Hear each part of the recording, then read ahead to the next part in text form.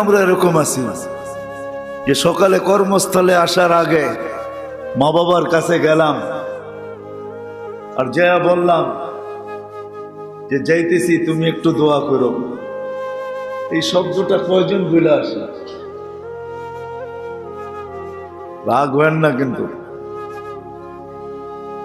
হ্যাঁ, আমার কাছে প্রমাণ আছে, আমি সবকিছু যোগাই তারপরে বলি যে মা বাবাকে বইলা বাহির হই বা দূরে থাকে ফোনেই বলি মা কাজে যাইতেছি, কখনো মাকে তুমিও বলে তুইও বলে, ঠিক না?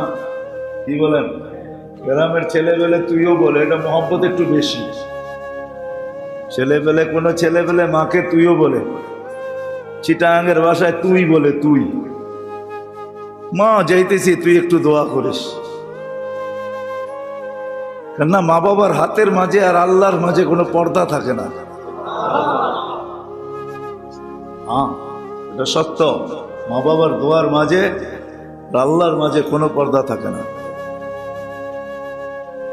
এটা তো বাইচা থাকতেই আমরা করি না, মরে গেলে কখন করব?